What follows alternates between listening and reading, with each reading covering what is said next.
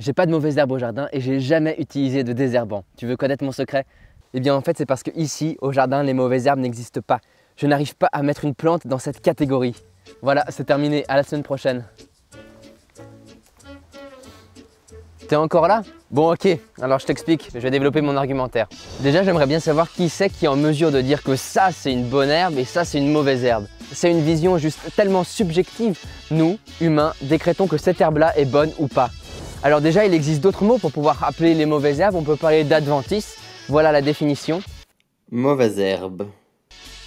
Bon, on peut aussi parler de plantes indésirées. Alors on les néglige. Mais c'est pas faire honneur à notre intelligence. Si on ne leur trouve aucun intérêt, c'est simplement parce qu'on n'a pas les connaissances pour reconnaître les vertus qu'ont ces plantes-là.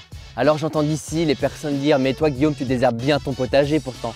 Oui, c'est exact, je désherbe le potager. Bon, pas suffisamment parce que là, si tu regardes de plus près, c'est un peu le bric-à-brac. Mais oui, je désherbe bien le potager parce que ces plantes indigènes ont une telle vivacité qu'elles prennent rapidement le dessus sur les légumes. Mais c'est pas une raison pour dire qu'elles sont mauvaises. Tiens, prenons l'ortie. Ouh, la vilaine, elle pique, alors elle est mauvaise. Mais en fait, je crois que cette vidéo sera jamais assez longue pour pouvoir expliquer tous les bienfaits des orties.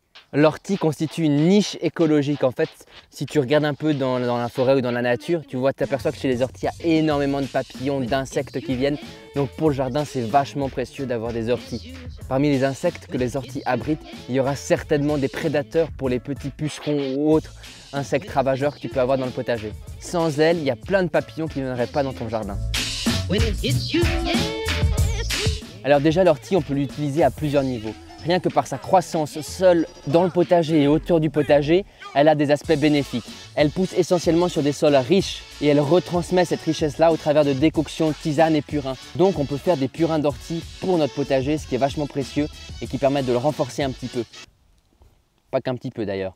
Je profite aussi de cette petite parenthèse pour remercier Olivier de la chaîne Le Potager d'Olivier qui en fait a partagé ma chaîne YouTube lors d'une de ses vidéos. Donc si tu regardes cette vidéo là, Olivier, merci beaucoup.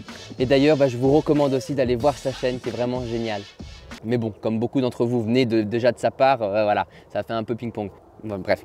Mais l'ortie ne contient pas seulement des bénéfices pour le jardin et les insectes, mais aussi pour nous. Elle a plein de propriétés médicinales et nutritives qui sont extrêmement intéressantes.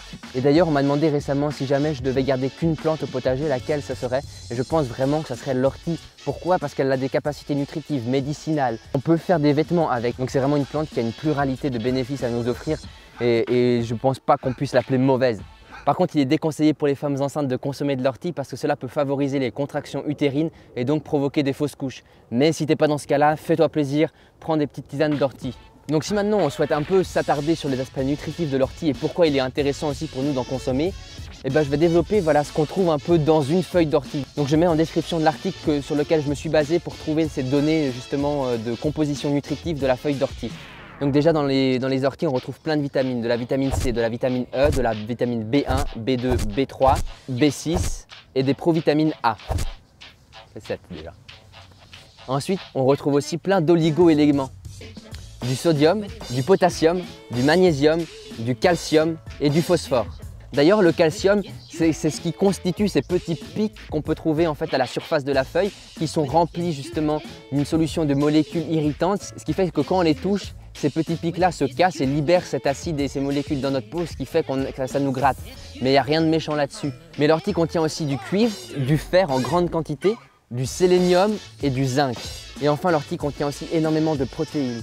40% de son poids sec sont des protéines. C'est-à-dire que 40% du poids de cette ortie qui est sèche est composé de protéines. Ces protéines, c'est donc en fait une chaîne d'acides aminés.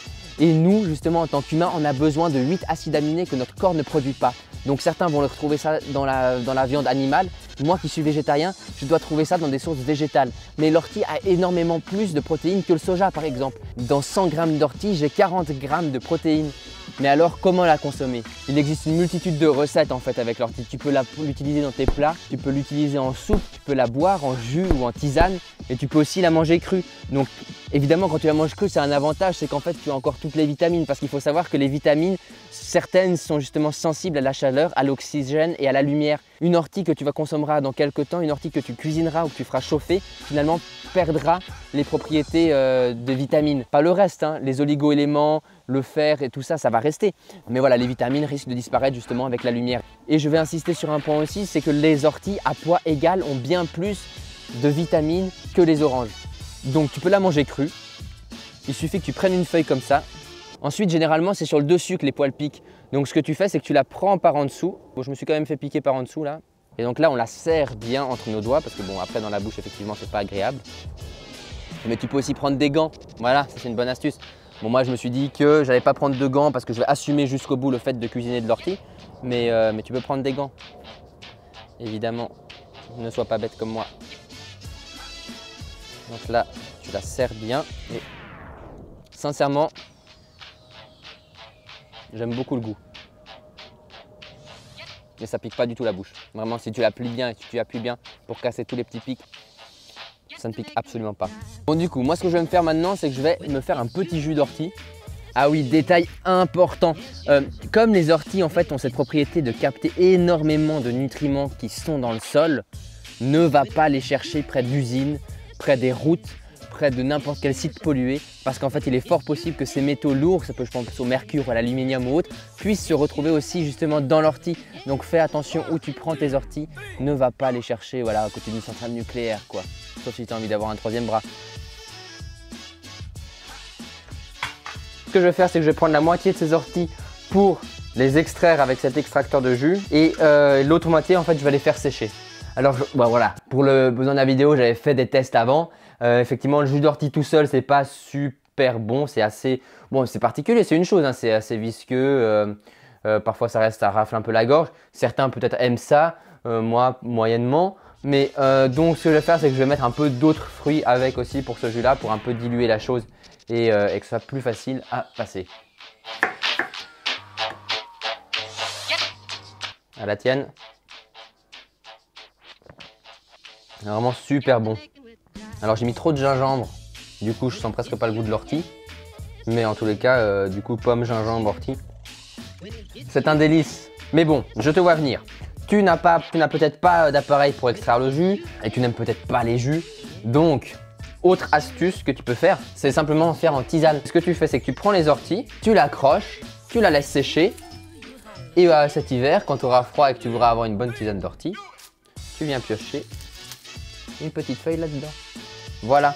Dis-moi en commentaire si cette vidéo t'a plu. Si c'est le cas, laisse un pouce bleu, abonne-toi à la chaîne, ça me fait vraiment super plaisir. Dis-moi aussi en commentaire si tu as d'autres manières de consommer l'ortie. Et puis moi sinon je te dis à la semaine prochaine pour une nouvelle vidéo. Dis-moi si ce genre de vidéo te plaît. Et d'ici là, porte-toi bien et bon potager.